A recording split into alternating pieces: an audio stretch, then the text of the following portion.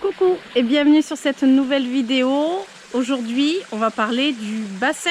On va faire la suite de la première vidéo que vous avez pu voir sur le bassin qui était en fait toute la construction de A à Z du bassin. Je vous mettrai le lien en barre de descriptif. Cette vidéo avait beaucoup plu. C'est une vidéo qu'on avait filmée sur un an puisque le projet de construire ce bassin, d'ailleurs vous voyez derrière moi, vous pouvez le voir. Ce bassin, en fait, on a commencé à y penser en 2022, donc l'année dernière, fin août. Enfin, on y avait pensé beaucoup plus tôt, hein, mais à commencer à vraiment vouloir concrétiser ce projet, c'était fin août, début septembre. Donc cette vidéo, en fait, elle relate toute la construction, vraiment du démarrage jusqu'en début de cet été, la mise en eau. Et forcément, j'avais une petite suite quand même, hein, cette histoire de bassin. À la base, c'est un bassin qui est exclusivement pour les carpes koi. Il n'y aura pas d'autres poissons, mais avec des plantes, évidemment, parce que je suis passionnée de plantes, donc même dans le milieu aquatique, il y aura des plantes. Comme vous pouvez voir, il y en a déjà plutôt pas mal. On va faire le tour du bassin plus en détail. Et je vais surtout vous montrer dans cette vidéo l'arrivée des carpes koi dans le bassin, non sans moult péripéties évidemment. Tout ça je vais vous l'expliquer dans cette vidéo. Je vais essayer de vous expliquer mais de manière pas trop compliquée, vraiment de manière simplifiée parce que je ne suis pas une pro du bassin. C'est vraiment une passion. Après, pour vous resituer dans mon jardin, j'ai déjà un bassin d'à peu près, je pense qu'il fait à peu près 7-8 mètres cubes d'eau. Ouais, à peu près, parce que le cubage, c'est difficile à savoir quand on remplit avec de l'eau du puits. On n'a pas un compteur pour voir le cubage du bassin. Mais ce bassin, d'ailleurs, on l'a depuis bien plus de 10 ans. Ça doit faire 12 ou 13 ans, quelque chose comme ça. Et il y avait des poissons rouges et 2 carpes koi que ma meilleure amie m'avait offert qui étaient toutes petites, mais vraiment toutes petites, des petites carpes koi toutes mignonnes. Parce que j'avais déjà des carpes koi avant que j'avais malheureusement perdu. C'était l'année où il a fait extrêmement froid dans le sud-ouest. Donc je ne sais plus si c'était en 2010 ou 2012 qu'on a eu très froid dans le sud-ouest. On a eu vraiment des températures qui étaient descendues très basses. Et j'avais perdu 2 magnifiques carpes koi qui étaient déjà très belles. Et du coup, elle m'avait offert des toutes petites carpes et qui ont bien grandi depuis, mais qui n'ont pas grandi autant que j'aurais pu les avoir maintenant, puisque à l'époque je connaissais pas grand chose à la nourriture pour les carpes koi. Il y a plein de choses, hein, on apprend sur le tard.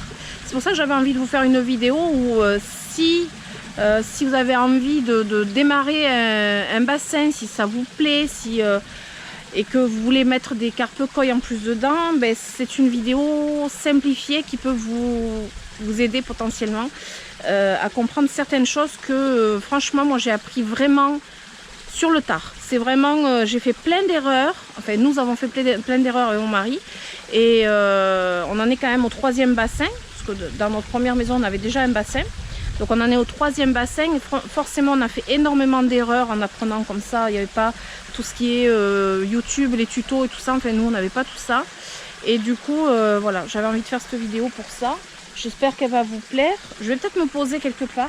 Voilà, je pense que je vais me poser par là. Alors pour vous situer, on est mardi 5 septembre. Je fais cette vidéo, il fait super chaud. D'où ma tête un petit peu... voilà. J'ai très chaud. J'ai pas pu filmer tôt le matin en plus parce que je voulais quand même vous filmer les fleurs de nénuphar ouvertes. Actuellement, elles sont magnifiques. Il y en a plein à venir. Et comme il fait très chaud, les fleurs, elles continuent à vraiment s'épanouir. Donc je me suis dit je vais attendre un petit peu, mais en fait il fait vraiment très chaud. Alors je me suis fait, vous allez rigoler, pour ceux qui me connaissent, je suis plutôt de nature à faire des vidéos plutôt très spontanées. Alors cette-ci je l'ai filmée déjà une première fois pendant pendant, ouais, il faisait très chaud, j'étais en nage. Pour le coup, elle était spontanée, mais je l'ai visionné. Et puis je pense que je trouvais déjà quelque chose, j'étais malade juste après. Donc en fait, je pense que voilà, j'étais pas en forme. Donc j'ai décidé de la refilmer. Et en plus, j'ai décidé de me faire un espèce de plan pour vous parler de manière logique de ce bassin, parce que sinon je pense que cette vidéo, de toute façon cette vidéo, faut vous dire qu'elle durera longtemps. J'ai trop de choses à vous montrer, à vous parler, et vous savez que je ne fais pas des vidéos de 15 minutes, c'est juste impossible. Et puis voilà, je pense qu'il y a tellement de choses à dire. Et en plus, c'est que maintenant qu'il y a ce bassin, je vais intégrer sur ma chaîne YouTube. De toute façon, ma chaîne YouTube, elle s'appelle Vie de plantes. Et c'est pas marqué vie de plantes d'intérieur ou vie de plantes de jardin, etc. C'est vie de plantes dans tout son ensemble, et plantes aquatiques aussi. Du coup, je vais pouvoir faire une série sur le bassin. Donc, il y a eu la première partie finalement de la construction du bassin. Et du coup, ça va vraiment partir depuis le début. Et vous allez pouvoir en fait suivre l'évolution d'un bassin vraiment depuis zéro, c'est-à-dire vraiment depuis la construction, la mise en eau, l'introduction des plantes, les poissons, etc. Et je pense que du coup je vais pouvoir filmer au fur et à mesure du temps et surtout des saisons ce qui se passe dans un bassin, ce qu'il faut faire. Voilà, il y a plein de choses à faire, notamment pour les plantes, puisque j'ai mis pas mal de plantes pour mes poissons. Voilà, mais de manière pas du tout professionnelle, vraiment juste comme je fais pour le reste, vous le savez, hein, de manière intuitive et de mes expériences. Donc forcément il y a des loupés, forcément bon, il y a des réussites aussi, hein, bien sûr, mais voilà, j'avais envie de partager mon expérience parce que j'ai quand même eu, comme ce que je vous disais, j'ai eu 2 bassins avant, donc j'en ai un encore ici, l'autre c'était dans une autre maison que l'on a construit à chaque fois nous-mêmes. On n'a jamais fait de bassin avec une bâche ou une coque. Donc c'est pour ça qu'on a quand même une sacrée bonne expérience là-dessus. Et je pense que ça peut être intéressant de partager, parce que sur toutes les vidéos que je cherche sur YouTube sur les bassins, je trouve soit sur des bassins vraiment de professionnels, alors notamment de carpe koi, c'est vraiment des trucs pro. Voilà, pour moi je trouve que c'est limite compliqué, c'est très beau, hein. Franchement, si vous voulez trouver des vidéos sur les bassins de koi, vous allez avoir des trucs mais extraordinaires, des constructions, voilà, des carpes koi, mais de toute beauté. Mais moi j'aime bien rester dans la simplicité, et en plus voilà, ça allie tout le monde végétal, et moi ça me plaît. Et c'est une passion, donc forcément j'avais envie de partager tout avec vous. Et puis je me dis quand même, depuis le départ, je vous montre plein de choses, vraiment, voilà, certains d'entre vous qui me suivaient depuis un moment, vous avez vécu même tout ce qu'on a pu vivre autour de ce bassin, et forcément, voilà, c'était une suite logique pour moi de faire une série bassin. Je prévois déjà celle de l'automne, parce que là on va bientôt rentrer en automne, et il y a une mise au repos donc du bassin. Tout ça, ça va être intéressant. Il y a le nettoyage, je vais bientôt avoir un aspirateur aussi pour le bassin, donc ça c'est très important. Enfin, il y a plein de choses autour du bassin, et en même temps je vous montrerai aussi le petit bassin, son évolution, parce que c'est ce que je faisais jusqu'à maintenant, avec les poissons rouges et puis les plantes, etc. Donc forcément on va continuer là-dessus. Enfin, voilà, j'ai plein de choses sur tout ce qui est aquatique et tout à vous partager, mais là aujourd'hui on va se concentrer, je suis en train déjà de partir dans tous les sens, sur mon grand bassin pour les carpes koi, avec tous les nénuphars et toutes les plantes qu'il y a dedans. Forcément il faut que je vous montre où ça en est là au mois de septembre. On a fait la mise en eau, il me semble, je sais plus, fin juin, début juillet. Voilà, c'est loin maintenant, voilà. On a fait cette mise en eau. Pour faire un démarrage de bassin, c'est toujours plus simple au printemps, en hiver aussi, mais au printemps ou à l'automne, quand les températures sont basses. Nous, on l'a fait en été. Je vous le déconseille complètement de faire en été. C'est très compliqué quand on veut introduire des carpes koi. Quand c'est un bassin juste avec des plantes, c'est pas bien grave. Mais avec des carpes koi, c'est très compliqué, puisqu'il faut vraiment suivre un protocole vraiment bien précis pour pouvoir introduire des carpes. Et ça, je vais vous l'expliquer aussi dans la vidéo. On a fait le démarrage en début d'été, et on a eu forcément une bonne canicule au mois d'août, ce qui nous a retardé Et ça, vous êtes nombreux à être impatients, avoir été impatients du moins, à faire l'introduction des carpes koi. Moi je pensais vraiment le faire beaucoup plus tôt et on a pu le faire que fin août, donc ça a vraiment beaucoup tardé, mais je vais vous expliquer le pourquoi du comment, puis je vais vous montrer mes carpes.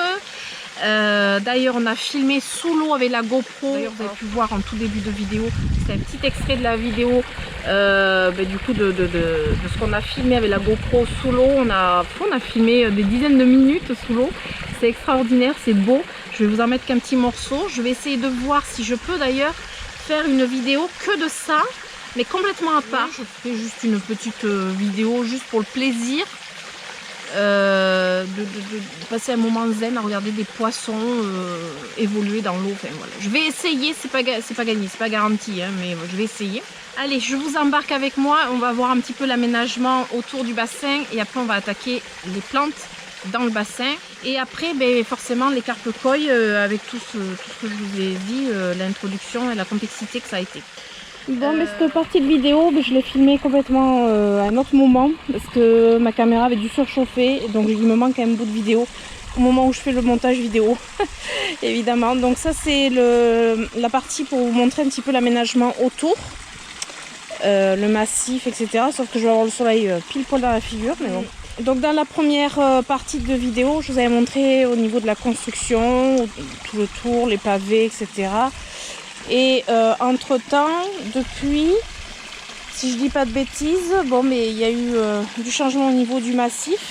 J'ai les carpes qui viennent ici parce que ça va être l'heure du repas. C'est au niveau du massif, évidemment on va être en plein face au soleil. Ça c'est pas terrible.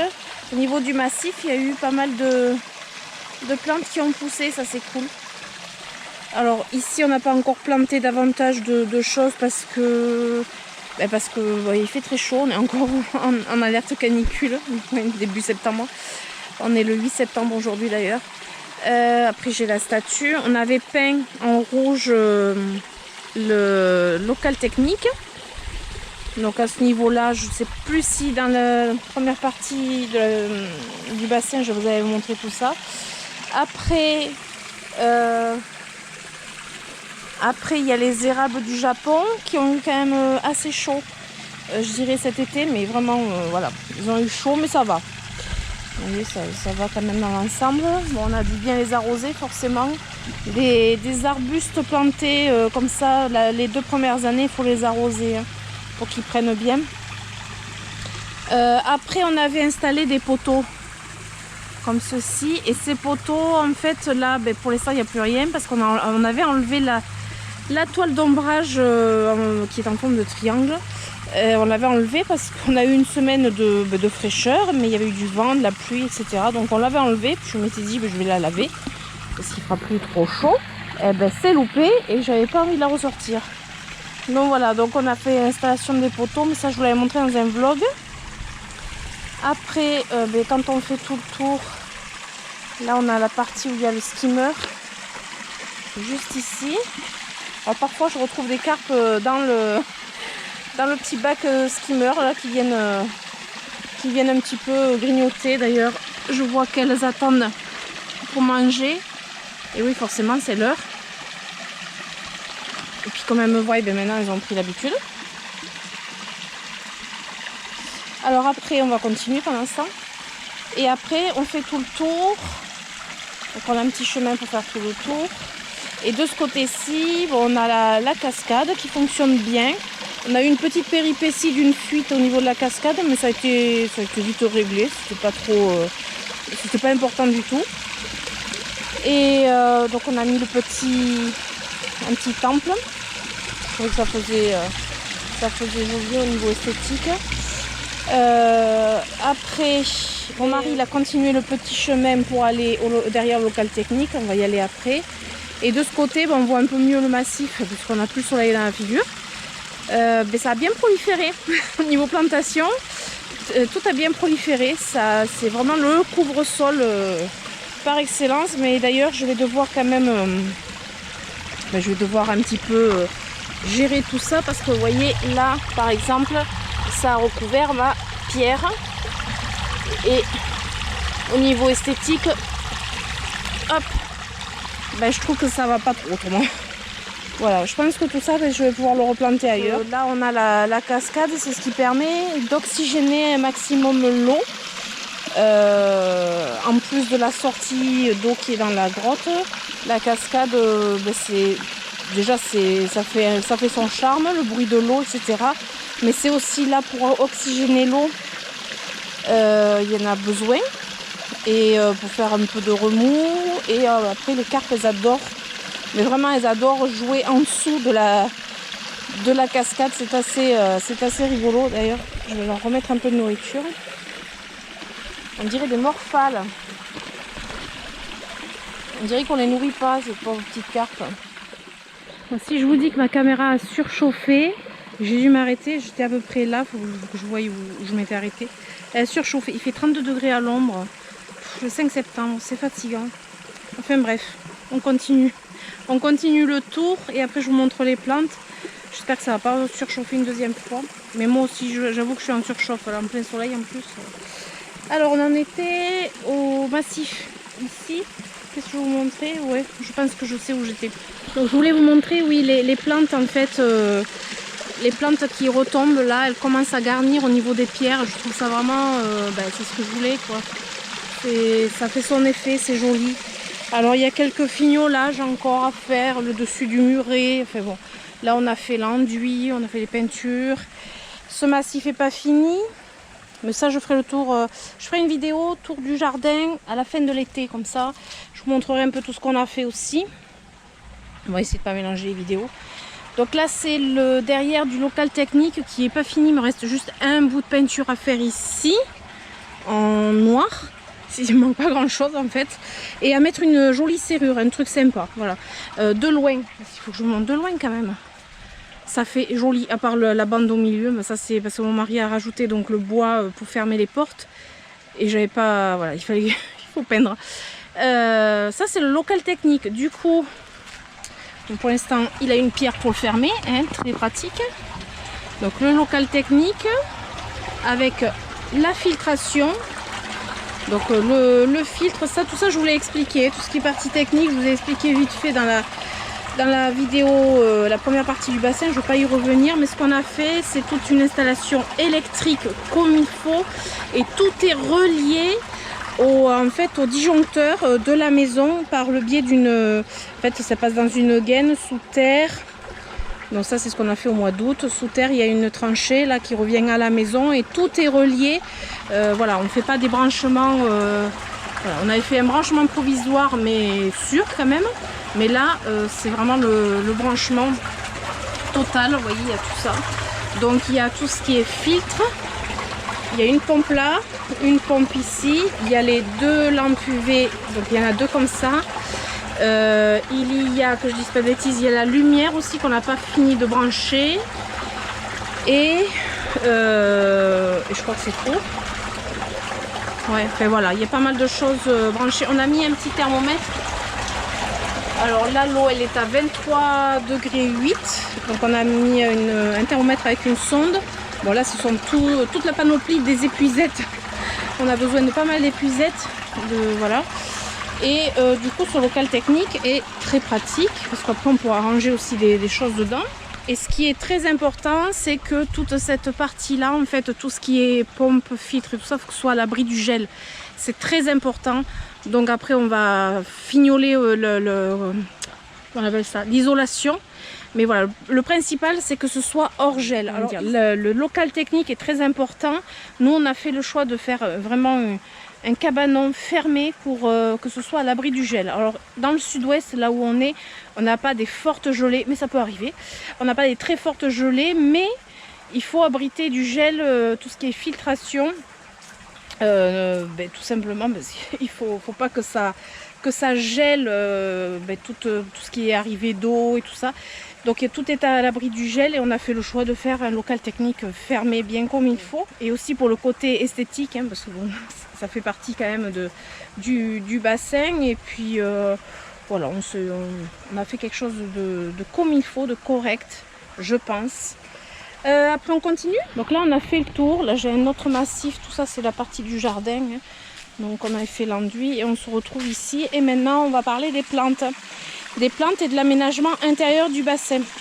Alors l'aménagement intérieur, comme vous avez pu voir, il y a différents niveaux. Lors de la construction, vous le voyez bien. Elles sont là, elles m'attendent, elles sont marrantes. Il y a une première marche. Alors celle-là, elle fait tout le tour, sauf au niveau du skimmer. Il y a un second étage, on le voit ici, un second niveau là. Un petit peu plus profond dans la... Ça part en pente en fait, dans la grotte. Et après on a un niveau plus profond qui fait à peu près 1,50 m de profondeur avec là où il y a la bombe de fond d'ailleurs. Et là où il y a les demoiselles qui m'attendent. Voilà. Alors pourquoi il y a différents niveaux? Tout simplement, déjà il faut de la profondeur pour les carpes. Le premier niveau, ce sera tout ce qui est plantes, on va dire, dites de berge ou de peu de profondeur. Alors quand ce sont des plantes de berge, on les rehausse nous.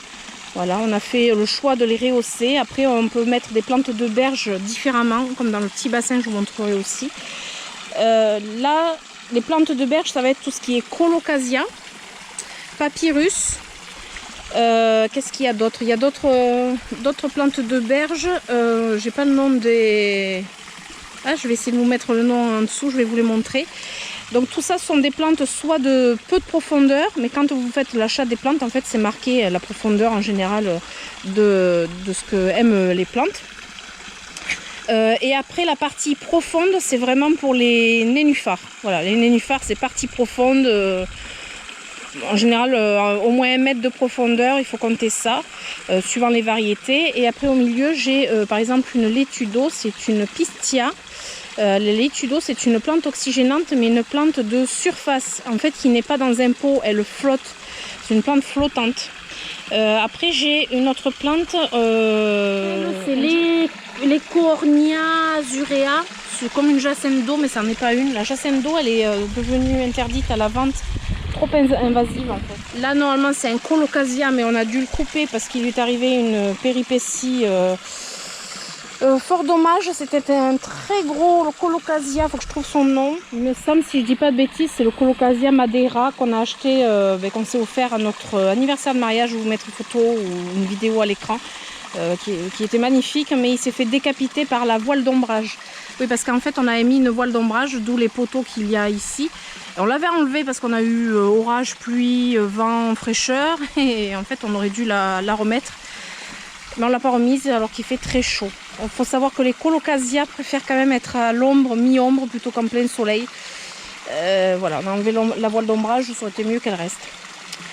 Ensuite, là j'ai normalement, alors là c'est un bébé colocasia, mais ça je vous montrerai en vidéo. On a fait des petites expériences. Là c'est une orchidée aquatique, mais elle repartira au printemps. Alors ici je ne me rappelle plus du nom de cette plante, je vais essayer de le retrouver. C'est une plante de berge. Un petit papyrus avec les fleurs. Un beau colocasia, celui-ci je sais plus son nom. Il est magnifique. Là on a fait en fait plein de boutures, mais ça je vous montrerai dans une autre vidéo. Ça c'est un esculenta, je ne sais plus vraiment lequel. Celui-là ça fait 2 ans que je l'ai, il était dans le petit bassin. Et là c'est le colocasia morito. Alors les colocasias sont des plantes de berge, ça veut dire qu'ils ont on va dire le cul dans l'eau. Ils se plaisent vraiment comme ça. Là ils sont surélevés, on a mis des boisseaux, on a installé les pots avec des cailloux en dessous pour les rehausser, pour qu'ils aient vraiment les fesses dans l'eau. Ça leur convient très bien, mais comme je vous disais, il leur faut quand même plus d'ombre. Voilà, c'est exceptionnel. On a enlevé la voile d'ombrage, quoi. Ici, on a ce qu'on appelle le faux nénuphar qui fait de magnifiques petites fleurs jaunes. Qui ne ressemble pas du tout à un nénuphar, mais par contre, il a un feuillage ressemblant au nénuphar. Et il s'appelle le Nymphoides peltata. Donc le nénuphar pelleté, en français, avec les guêpes qui viennent boire. Plante un petit peu invasive, mais qui se propage avec des stolons. J'ai envie de dire, les stolons, on les coupe, quoi. Après, j'ai celle-ci, mais j'ai plus le nom. Elle est très très belle, il faudrait que je retrouve son nom. Elle est magnifique, j'adore. Ça fait un beau bouquet, c'est une plante de berge aussi. Puis j'en ai une autre aussi qui se propage. C'est une bouture qu'on m'a donnée, donc j'ai pas le nom. Donc voilà, ça fait un petit tapis de sol très, très joli. Les carpes elles aiment bien passer en dessous, les grenouilles aiment bien s'installer. Voilà, il faut savoir que dans un bassin, il faut au moins 1/3 du bassin minimum à l'ombre, ombragé. Alors ombragé par tout un tas de choses, hein. Ça peut être par une voile d'ombrage, la grotte qui est là-bas, mais aussi surtout par les plantes. Vous voyez, les carpe-koi, avec la chaleur qu'il fait, se mettent sous les plantes. Donc c'est très très important d'avoir de l'ombre dans un bassin. Ça évite aussi la prolifération des algues, en partie, parce que il faut dire que la chaleur, ça fait proliférer les algues. Donc là, on a des iris d'eau. Là, j'ai un petit papyrus que j'ai posé un petit pot comme ça coincé derrière. Et après, j'ai mon hibiscus coccineus. J'ai pas de fleurs ouvertes. C'est dommage. Je vous mettrai à l'écran la fleur rouge qu'il fait. Il est magnifique. Alors lui, ça fait plus de 2 ans que je l'ai. Il était dans le petit bassin aussi avant. Il a bien grandi et c'est assez rustique quand même l'hibiscus. Les colocasias, je serai obligée de les hiverner en intérieur dans ma serre. Tout comme... qu'est-ce qu'il y a d'autre? Il y a des petites choses comme ça que je suis obligée d'hiverner en intérieur. Mais bon, après, c'est pas... voilà, je sais que je peux le faire. J'ai la possibilité de le faire. Donc voilà. Au niveau des nénuphars, j'en ai plusieurs. J'en ai un, deux... Alors, j'ai même un frelon, par contre, qui est sur une feuille de nénuphar en train de boire. Là, je le vois. Ça arrive régulièrement. Hein. Ça veut pas dire... Enfin, voilà, on a des frelons dans la région. Voilà. Donc là, il y en a 1, 2, 3, 4 en tout. Donc il y en a 1, 2, 3 et 4. Il y a celui-ci qui est un peu plus original, c'est le Wanwizia. Je vous mettrai à l'écran les fleurs qu'il peut faire. Là, j'en ai 3 qui sont magnifiques. C'est rose, jaune. Comme le feuillage, il est panaché, ça fait des fleurs aussi avec la possibilité de panachure dessus et même d'être bicolore. C'est un peu comme les plantes d'intérieur. Voilà, vous pouvez avoir des possibilités de panachure. Et après, tous les autres, même celui-ci, ça fait 2 ou 3 ans que je l'ai.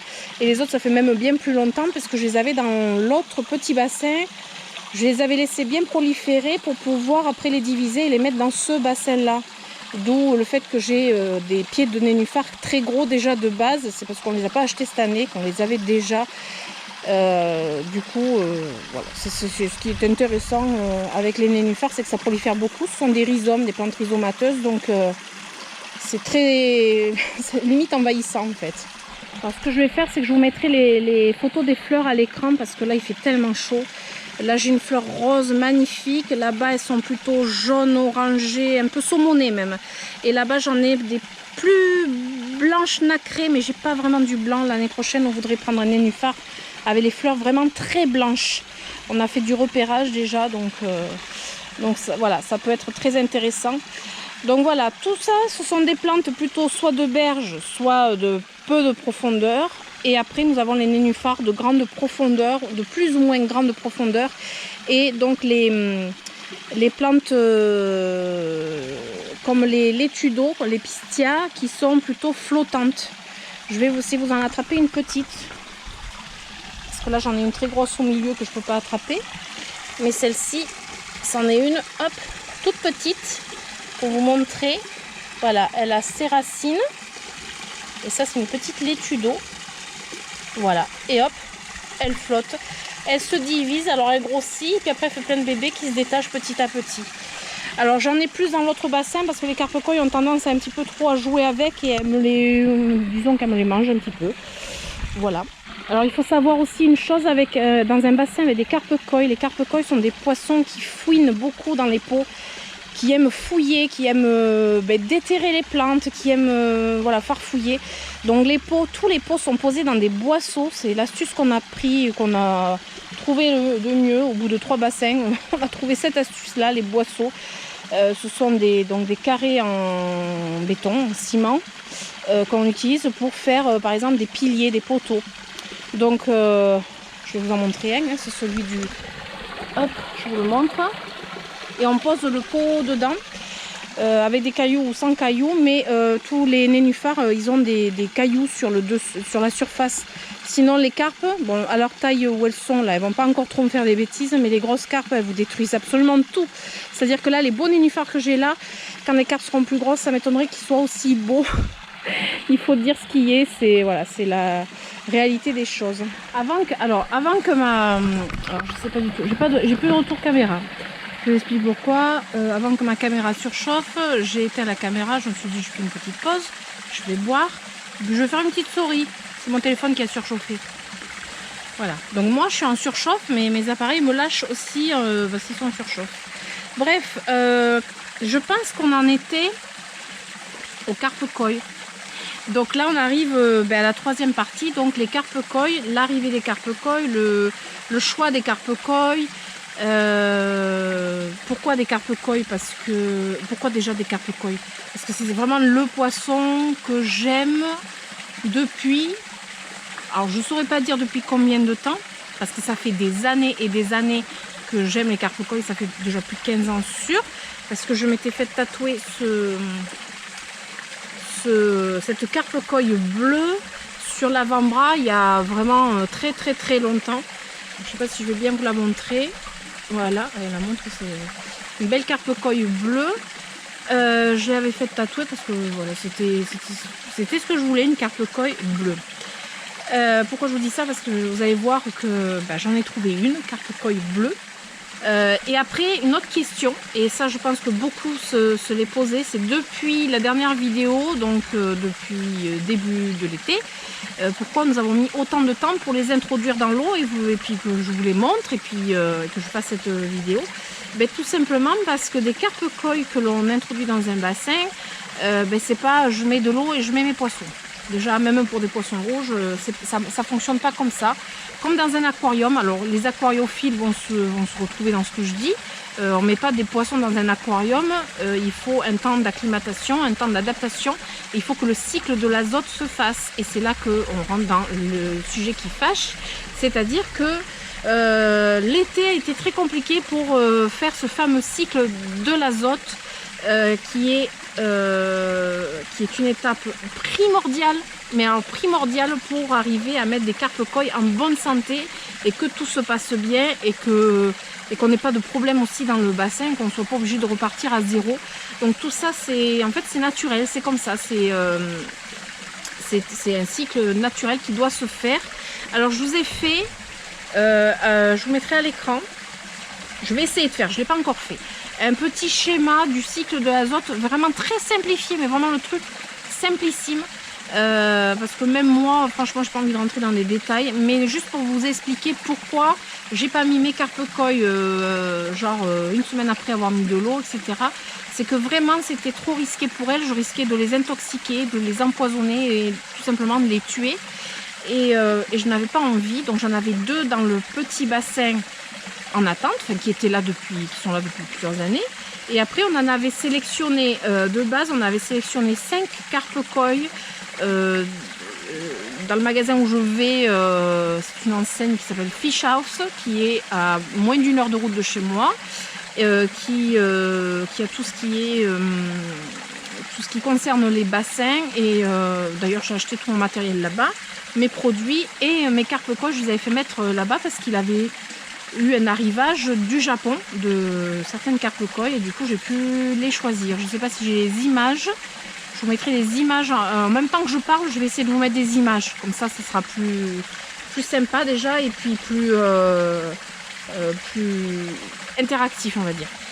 Donc on a pu choisir à la base 5 carpe koi, sauf que quand on les a choisis, c'était en début d'été, on s'est dit chouette, on va pouvoir les mettre d'ici 1 mois. En général un cycle de l'azote se fait en 1 mois, non, ça se passe pas comme ça. En plein été, c'est pas le bon moment pour faire le cycle de l'azote à cause des pics de chaleur, des gros orages, des fortes pluies, des chutes de température, des hausses, des machins, enfin voilà, c'est pas le meilleur moment. Alors on a introduit toutes nos plantes vraiment dans l'été sans problème, c'était pas compliqué. D'ailleurs l'introduction des plantes facilite le cycle de l'azote, mais ça n'a pas été suffisant, donc voilà, on a fait tout ce qu'on pouvait. Alors avant de vous montrer les carpe koi en détail qui sont arrivés, je vais vous expliquer quand même le cycle de l'azote vite fait. Alors je sais que c'est pas forcément, comment dire, peut-être hyper intéressant, mais ça permet quand même de comprendre le pourquoi du comment de autant de temps pour pouvoir introduire mes poissons et pourquoi aussi, à force on n'était pas bien, on a passé l'été à presque désespérer au bout d'un moment d'arriver à faire à avoir nos carpes avant l'automne, etc. Enfin, ça a été Franchement, ça a été pas toujours drôle. On était heureux d'avoir le bassin, mais la finalité, ce sont les carpes. Donc forcément, au bout d'un moment, on commençait à s'essouffler, surtout que il fallait quand même faire des tests réguliers de l'eau, presque tous les jours d'ailleurs. Et du coup, c'était toujours un moment de stress. Donc le cycle de l'azote, vite fait. Alors, vraiment schématisé, vous avez les poissons, les plantes, etc. qui produisent des déchets. Alors des poissons quand il y a des poissons, des plantes quand il y a des plantes. Là, en l'occurrence, il n'y avait pas encore de poissons, mais il y a les plantes qui produisent des déchets. Et ces déchets sont, on va dire, digérés par des bactéries. Voilà, les bactéries, c'est comme dans les EM pour les plantes vertes. Voilà, en ce moment, on parle beaucoup de EM, donc c'est le même principe. Donc les bactéries, alors j'ai noté le nom, Nitrosomas, entrent en jeu et donc défait ces déchets. Donc ça s'appelle la nitrosation. Oui, je vous sors les noms, mais bon. Et ça va, donc tous ces déchets, c'est de l'ammoniac. Voilà, pour être simple, c'est de l'ammoniac. L'ammoniac, c'est toxique, ça tue des poissons, c'est vraiment très toxique. Et donc, il faut laisser faire le cycle de l'ammoniac, donc de tous ces déchets transformés par les bactéries, en nitrate. Donc d'abord en nitrate, qui après d'autres bactéries vont rentrer en jeu, et entre autres ce sont des bactéries qu'on introduit nous-mêmes dans le bassin, parce que forcément quand on commence un bassin, l'eau elle arrive du puits, nous pour notre part elle arrivait du puits, il n'y a pas encore de bactéries, il n'y a pas encore un biotope de fait, tout ça, donc les bactéries on les introduit.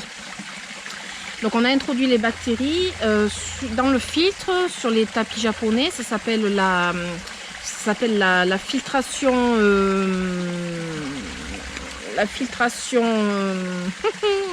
bactérienne, mais c'est comment dire, la filtration, ça fait partie de la filtration en fait, mais on introduit les bactéries dans le filtre et dans l'eau du bassin. Il faut introduire ces petites bactéries, mais les bactéries là, en fait il faut qu'elles commencent à travailler et tout, donc elles vont prendre donc tous les déchets qui sont transformés en nitrates, et de ces nitrates en fait elles vont faire leur travail et les transformer en nitrites, pour qu'après les nitrites soient absorbés par les plantes, en fait, les plantes, tout ce qui vit dans le bassin. Et à nouveau, ce sont des déchets qui repartent. Ça, c'est un cycle, le cycle de l'azote. Et il faut savoir que donc l'ammoniac est toxique, les nitrates et nitrites sont aussi toxiques à un certain niveau. Et donc les bactéries, il faut qu'elles fassent leur travail, il faut que ce cycle soit fait et qu'on puisse arriver à des chiffres corrects. Je vais vous dire ça comme ça. Je vais vous montrer là en écran une petite valise que l'on a quand c'est comme ça. Alors même pour les aquariums c'est pareil. C'est une petite valise où il y a tout un tas de produits pour pouvoir tester. Alors on teste le pH. Donc il faut savoir que pour les carpe koi, le pH doit être aux alentours de 8,5. C'est un pH basique. Le pH, vous avez pH de 0 à 7, il est acide, et de 7 à 14, il est basique. Alors moi je vous montre dans ce sens, mais après c'est pas dans le bon sens. Donc il doit être basique, et nous le pH de l'eau était vraiment très très bas, et du coup il a fallu monter le pH. Nous avons aussi le GH et le KH à surveiller. Oui, je rentre dans des trucs un petit peu compliqués. Donc le GH, je me suis noté pour pas oublier, c'est l'indicateur de la minéralisation, c'est tout ce qui est minéraux en fait. J'ai écrit ça comment? Le KH, c'est la dureté carbonée, donc c'est le taux de dioxyde de carbone dans l'eau. Et après, vous avez le pH. Donc il y avait à tester, il y avait le GH, le KH, le pH, l'ammoniac, les nitrates, les nitrites, et je crois que c'est tout. Et tout ça, il fallait que ça arrive, alors l'ammoniac à 0, les nitrates et les nitrites idéalement c'est 0, le GH et le KH c'est, je ne me rappelle plus à force, je l'ai tellement testé, entre 6 et 8 pour le GH, je crois, je sais plus en fait, on l'a fait tout l'été, je me rappelle déjà plus. Bref, je vous mettrai peut-être en dessous si j'y pense. Donc tout ça, on a passé tout l'été, je vous jure, je vous promets, c'est vraiment de fou. On a passé tout l'été à tester l'eau, et à chaque fois qu'on commençait à atteindre les bons paramètres, bim, un orage, Voilà, grosse pluie, donc le GH qui chute, le KH qui va pas. Tout ça, ça permet en plus de stabiliser le pH qui n'allait plus non plus. Les nitrates et les nitrites, en fait, ils n'arrivaient pas à descendre. L'ammoniac était à 0, mais les nitrates et les nitrites n'arrivaient pas à descendre parce qu'il faisait trop chaud et que le cycle d'azote ne voulait pas se faire. L'eau, elle était montée à 31 degrés en plus. Alors, ça favorise aussi l'arrivée des algues. Enfin, voilà, on a passé vraiment un été un peu compliqué. Alors à côté de ça, toutes les plantes, elles étaient waouh, magnifiques, elles explosaient de tous les côtés. Les nénuphars, ils ont quadruplé de volume, ils m'ont fait des fleurs, mais fleur sur fleur. Après, dans le bassin, on avait beaucoup de populations, un biotope qui avait commencé à se faire. Par exemple, les grenouilles, je vous avais montré aussi. Les grenouilles, on a eu des têtards, on a vu des têtards évoluer en grenouilles, on a des libellules, on a des insectes, toutes sortes d'insectes dans l'eau. C'est vraiment, c'est incroyable. Tout ce petit monde. Mais après, on avait déjà dans le bassin à côté. Et finalement, je pense qu'ils ont migré dans le grand bassin. Une partie, en tout cas, parce que j'ai toujours des grenouilles dans l'autre bassin. Où je pense qu'en fait, elles font la navette entre le grand et le petit bassin. Un joli papillon. Je sais pas si vous l'avez vu en passant. Et du coup, tout ça, voilà, ça s'était bien fait durant l'été, mais l'introduction des carpes koi était vraiment un truc compliqué. Bref, on y est arrivé à la fin août, après nos vacances, parce qu'on pensait vraiment les introduire avant les vacances, etc. Ben on s'est dit non, mais c'est pas possible, on part en vacances et puis on ne teste plus, on attend et on verra au retour. Et là, on revient de vacances et on s'est dit, allez, je pense que ça va être bon, on va pas tarder. Et là, on arrive au moment où on décide de retester pour la énième fois entre le petit bassin, le grand bassin, voir les paramètres, s'ils étaient similaires, etc. Oui, ils se rapprochaient et oui, ils commençaient à être bons, même s'ils n'étaient pas top. Et je pense qu'on n'aurait pas eu mieux avant vraiment l'automne. Et du coup, ce qu'on a décidé, c'est une après-midi, on s'est dit, on va passer des 2 carpes que l'on a du petit bassin au grand bassin, parce que les paramètres se ressemblaient pas mal. Et ça a été folklorique, hein, pour tout vous dire. On a mis une après-midi pour essayer d'attraper déjà la blanche. Et puis la dernière, on n'arrivait pas. Et mon mari est arrivé, il m'a dit, je vais te l'attraper, ta carpe. Il est rentré dans le bassin. Nous, on était avec les épuisettes, à cause des nénuphars, des plantes et tout ça, c'était compliqué. On n'y arrivait pas à passer les épuisettes, en fait. Et c'était folklorique.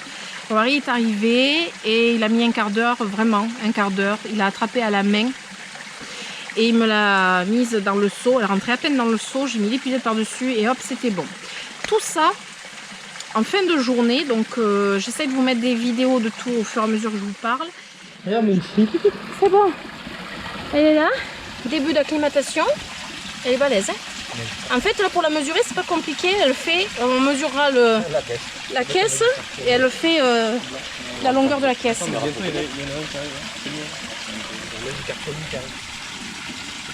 je n'ai pas filmé la première parce que en fait dans l'action on ne pouvait pas. Celle-ci a été encore plus dure à attraper. Et c'est Georges qui l'a attrapé à main nue finalement, parce qu'on a sorti toute la panoplie d'épuisettes. Ici, on a tout sorti, mais finalement c'est à main nue.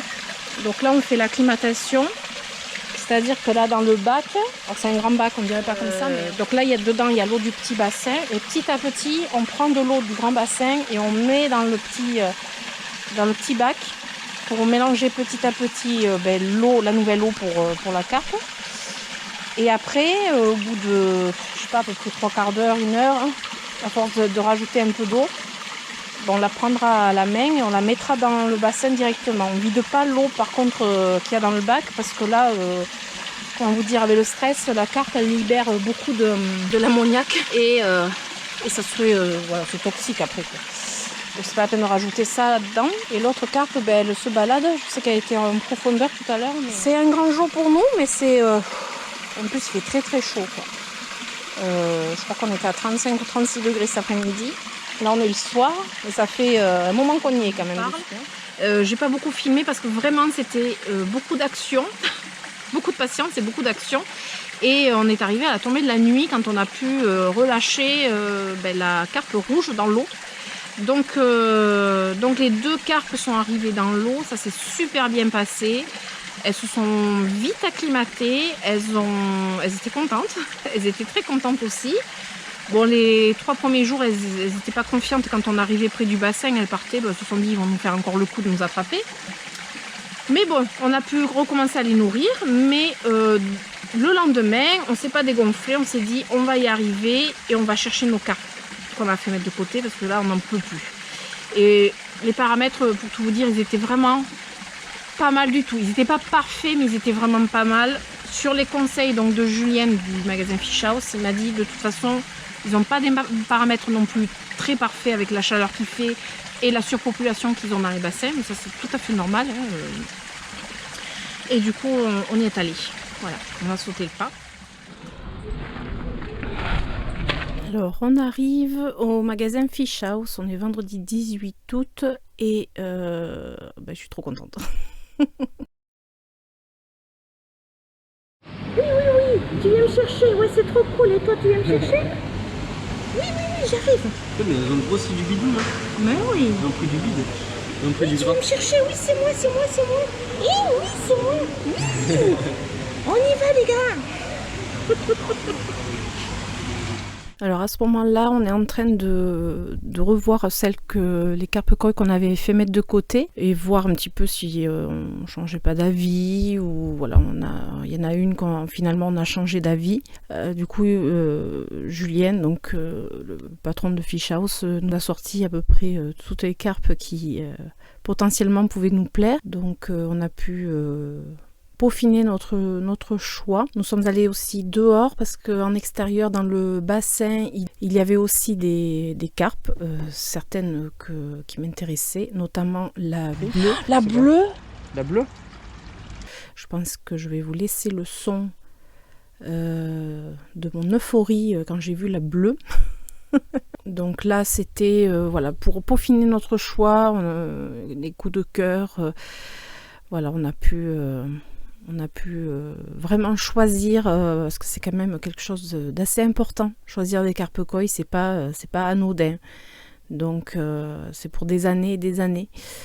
Voilà, c'est comme quand on choisit un chien, un chat, c'est pareil. Les carpes koi, c'est la même chose. Et voilà. Et la bleue, c'est le coup de cœur.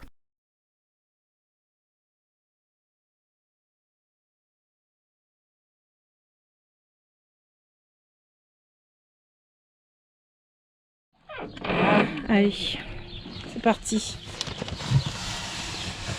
Prends le deuxième. Oui, elle est sortie là. Là, on a des beaux bébés. Hein.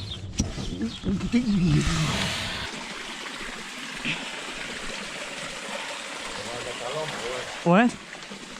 Là, on sort donc des caisses en polystyrène. Ça permet de protéger de la chaleur parce qu'il faisait très chaud déjà d'une part, et puis ne pas les balloter dans tous les sens. Après, nous avons fait en fait l'acclimatation pour la température de l'eau déjà d'une part, et puis petit à petit les habituer au changement d'eau, ce qui est très très important.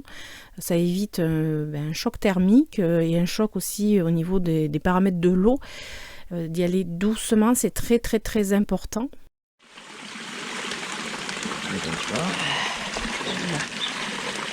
Voilà. Est-ce que t'es rentré? Non, attends. On peut pas la mesurer. Si, elle va se mettre. Il faut juste qu'elle se mette. Quand toi tu fais de l'ombre, Georges, ça va pas? Faut voir. En fait, on va. 30 cm. Elle fait 30, elle fait la taille de la. De la blanche. Ouais. De la rouge. Et la rouge, la rouge elle fait 32. Hein. Oui. Vas-y, bascule là. Là. Attends. Non mais. Voilà. C'est chez vous, s'il vous plaît. Comment? Pourquoi on les met pas tous au dedans? C'est pour voir la taille. 15, 16, 17. Attention. Frappé. Oui, je m'en doute, oui, parce qu'elle est speed quand même. La noire, ça a été vraiment. Ouais, replier la poche parce que. Ça, je crois que tu peux pas la mesurer. Hein. Ah, si.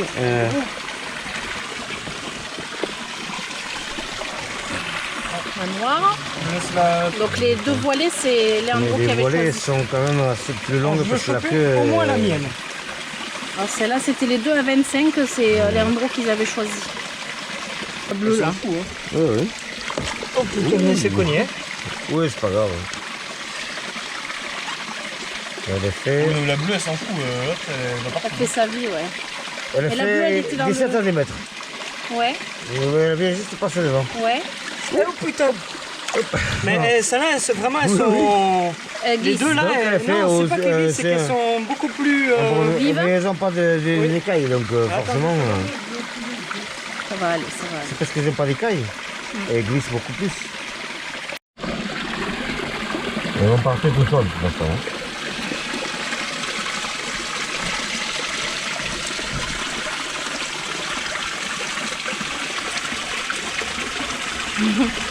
Allez.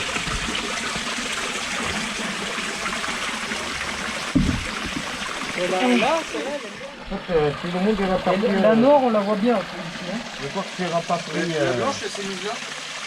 La blanche blanche Ah merde! Ah non, elle ouais. est perdue un peu. Oh, oui, non, ça va mais arriver. c'est parce là. que les autres elles courent après la orange. Oui, Attends, mais mais non, là, c'est bon, elles sont en face. je pense que ça va venir. Regarde, ils sont tous ensemble là. Bon, c'est quand qu'on graille. Elles sont belles, hein? La noire, la petite noire là. Il y a toutes les carpes là. Non, il manque la blanche. Oui, bon, la Elle est blanche, là, la blanche. Elle est fait vendre à part, je vais voir. Ben, elle est là, elle est cachée, elle a peur. Oui, Là-dessus. Alors évidemment, je ne suis pas une pro des carpes koi, il ne faut pas me demander trop de choses. Par exemple, je ne peux pas vous dire le sexe des carpes koi. Il y en a 3 qui sont potentiellement, on peut les sexer, les plus grosses. On m'a expliqué comment les sexer, mais je vous avoue que voilà, je ne pourrais pas le faire. Après, il y a plein de choses à savoir. La nourriture, très très importante, la nourriture. Il faut vraiment prendre de la nourriture de très bonne qualité parce que moi, l'erreur que je faisais avant, c'est que je prenais pas de la qualité. Enfin, je pensais prendre de la qualité, mais ce n'était pas de la qualité pour les carpes koi. Donc c'était des granulés et en fait ça nourrit pas bien. Donc maintenant ils ont des petites croquettes. Je vais faire des croquettes, je vous montrerai à l'écran ce que c'est. Des petites croquettes et voilà, ça fortifie leur système immunitaire, ça donne de belles couleurs et ça surtout ça aide à la bonne croissance. C'est pour ça que les deux que j'avais déjà avant, elles ont au moins 5 ans, mais en fait elles ont la taille de celle qui a ou 2 ans. Ça, donc en fait elles ont une toute petite taille par rapport à leur âge. J'espère qu'elles grossiront beaucoup plus, ça serait bien. Et la nourriture c'est très très important. Et après qu'est-ce qu'il y a d'autre d'important? En fait il faut les observer pour voir si elles n'ont pas des problèmes de peau, des blessures et tout un tas d'autres choses. C'est pour ça qu'on a trouvé l'astuce de la GoPro et de mettre sous l'eau et de pouvoir les observer un peu plus. C'est assez pratique, j'avoue. Alors je vous amène sous l'eau, petite plongée pour un petit peu voir les carpes koi de manière différente. Sous l'eau c'est vachement intéressant. On a trouvé ce système avec la GoPro, donc on installe. Elles sont habituées maintenant à voir la GoPro, donc c'est pas gênant. Je vais pouvoir vous donner un petit peu les noms des différentes carpes qu'on va voir à l'écran. La orange et la blanche avec la tache à l'arrière rouge, c'était les carpes qui étaient dans le petit bassin. Je n'ai pas de nom à vous donner, mais voilà, on les voit passer tranquillement. Ce sont les plus grosses en fait du bassin. Comme par exemple la bleue qui est en bas à droite, qui est une carpe koi qui n'a pas d'écailles, donc c'est une doitsu. Et entre autres une doitsu shusui. Je vous mettrai les noms en dessous et peut-être des captures des photos. Après j'ai la blanche, toute blanche, qui est en haut, toute blanche avec des traits noirs sur le dessus. Alors, ça serait une doitsu platine ogon, qui par la suite serait une carpe fantôme. Elle n'a pas d'écailles non plus puisque c'est une doitsu. Après il y a la tricolore, qui on dirait qu'elle a un masque et surtout du rouge à lèvres. C'est une Beni Kekuguryu, un petit peu compliqué le nom. Il y a une jaune, toute jaune, qu'on peut voir passer aussi. C'est une Yamabuki Ogon. Après nous avons aussi les voilées. Alors je vais essayer de vous mettre les noms ou de faire des captures d'écran des petites voilées. parce que bon, elles sont un peu plus discrètes. Donc dans les voilées, il y a une Doitsu Jinrin Yamakuki couleur or et une Doitsu Jirin or Oshiba, qui est en fait pas noir mais bronze plus exactement. On le voit d'ailleurs quand on est sous l'eau. Vue de dessus, elle est noire et vue dans l'eau, en fait, elle est couleur bronze. Je trouve qu'elle est très très belle. D'ailleurs, la bleue, c'est pareil. Du dessus, on voit bien bleu, mais dans l'eau, on la voit moins bleue. Alors ensuite, une autre petite plongée sous un autre angle. Là, ça serait plus pour du coup vous montrer déjà les nénuphars qui sont au milieu. Alors, c'est pas la partie plus profonde là où il y a les nénuphars. Et les autres plantes sont dans des boisseaux, c'est ce que je vais vous expliquer dans la vidéo. Et après, on va voir à quel point les carpes sont bien intéressées par tout ce qui est peau, etc. Elles aiment bien un petit peu tourner autour. Donc, s'il n'y avait pas les boisseaux, elles seraient déjà en train de traficoter dans les pots. Et je pense qu'elles m'auraient déjà renversé quelques pots dans le bassin. Donc là, on peut voir un petit peu qu'elles s'occupent bien dans l'eau. Hein. Du coup, là, on voit la bleue, celle que j'appelle la bleue. Donc, c'est une Doitsu Shusui. Celle-ci, elle n'a pas d'écailles sur le côté, elle a juste une bande d'écailles sur le dessus. Donc, c'est une carpe koi miroir, en fait. Ce qu'il faut savoir aussi, dans les carpes koi, il y a des Showa tricolores, donc à dominante noire, et des Sankei tricolores à dominante blanc. Donc voilà, il y a beaucoup de termes pour donner des noms aux carpes koi. Il y a certaines qui ont des géniteurs japonais et d'autres et qui sont nées au Japon et d'autres qui sont nées en France. Une autre plongée. Alors là, c'est complètement une vue différente. C'était juste pour vous montrer un petit peu au niveau des nénuphars, des plantes vues d'en dessous, parce que je trouve que c'est intéressant et c'est quelque chose qu'on ne voit pas souvent. Donc c'était l'occasion. Donc là, ce sont les nénuphars avant un bon nettoyage. Et on peut voir en dessous qu'il y a beaucoup de choses entremêlées. Donc il y a entre autres des fleurs fanées, des feuilles aussi fanées. Ce qu'on voit sur le pied de gauche, c'est une fleur qui n'a pas pu sortir parce qu'elle est entremêlée dans le pied en fait. Et du coup, elle a fini par faner sans pouvoir sortir du tout à la surface, ce qui est dommage. Donc on aurait eu beaucoup plus de fleurs. Mais là, il suffit en fait d'enlever les feuilles assez régulièrement pour laisser place aux fleurs.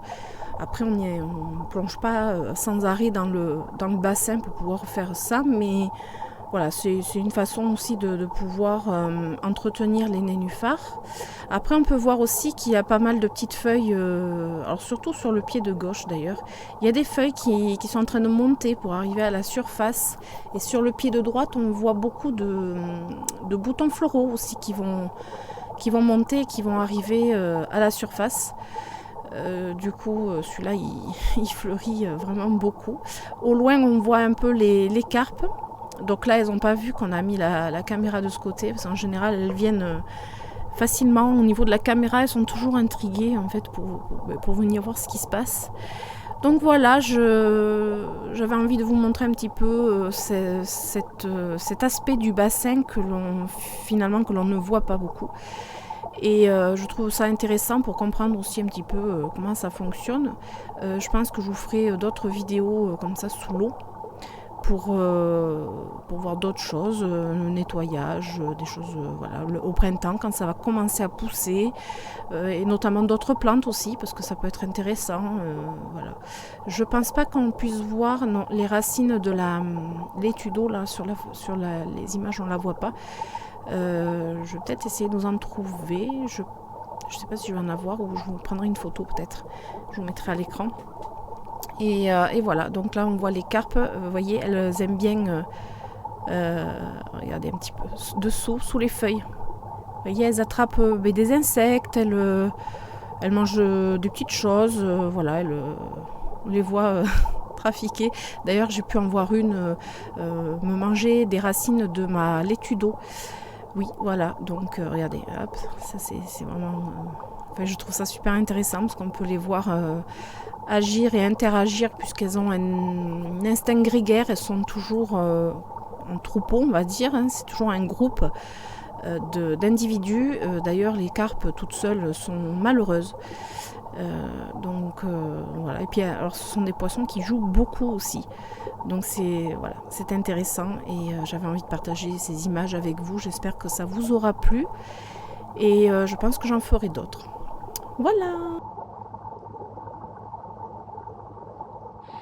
Et après je ne vais pas rentrer plus dans les détails parce que je pense que je ferai des vidéos au fur et à mesure un petit peu plus approfondies. Avec des connaissances un peu plus poussées parce que bon voilà, je suis pas non plus je m'y connais sans m'y connaître, hein. Je suis pas du tout ouais, comme je vais vous dire, je suis pas du tout pro dans les carpes koi, donc du coup je vais pas vous dire non plus des bêtises, mais je pense que j'ai parlé des points principaux. La nourriture, l'hiver elles sont en repos. Donc en fait on va les nourrir, printemps on va commencer à les nourrir, l'été on les nourrit bien, l'automne on va commencer à diminuer la nourriture parce que elles ont leur système digestif qui est au ralenti. Quand la température descend en dessous de 10 degrés, la température de l'eau descend en dessous de 10 degrés, leur métabolisme ralentit et du coup on les nourrit plus, ou presque plus du moins, puisqu'elles ont du mal à digérer, donc il faut éviter de les nourrir aussi. Et après on reprend la nourriture au printemps et c'est là qu'elles grandissent beaucoup. D'ailleurs la première année elles peuvent aller jusqu'à 30 cm de croissance, ce qui est plutôt énorme. Et du coup voilà, je crois que j'ai fait le tour, hein. J'espère que j'ai fait le tour. De toute façon comme je vous ai dit, je ferai une playlist bassin, je ferai des suites, etc. Là c'était une grosse vidéo parce que j'avais beaucoup de choses à dire et que c'est vraiment une étape clé et une étape importante. Et puis après pour la suite, forcément si vous voyez le début des vidéos c'est toujours plus intéressant pour comprendre la suite. Même si vous n'avez pas un bassin, je pense que ça peut plaire, ça peut donner aussi envie, mais ça peut plaire et apprendre à connaître un autre environnement qui est finalement le milieu aquatique, mais aussi pour nos plantes. Puisqu'on est amoureux des plantes, on peut être amoureux des végétaux dans leur généralité, dans leur ensemble. Moi j'aime le jardin, j'aime le potager, j'aime tout ce qui est succulente, j'aime les plantes aquatiques, autant que, voire peut-être plus que les plantes d'intérieur même, mais bon. Voilà, donc on arrive à la fin de cette vidéo, j'espère qu'elle n'aura pas été trop longue, mais même si je me doute aussi. Et j'espère qu'elle vous aura plu. Si c'est le cas, je vous invite à mettre des pouces et surtout à vous abonner, ça aide beaucoup ma chaîne à évoluer et à être mise en avant et à avoir plus de personnes qui me suivent et de partager davantage, etc. Donc ça fait toujours plaisir. C'est gratuit comme on dit toujours, donc autant en profiter, c'est vrai, après tout. Et puis activer la petite cloche pour les notifications, pour avoir les notifications de mes prochaines aventures. Et puis sinon je vous dis à très bientôt et je vous fais d'énormes bisous. Et puis là je vais aller à la fraîche, hein, parce que j'ai très chaud, je vais aller boire un coup aussi. Et puis je vous dis à très bientôt. Ciao ciao.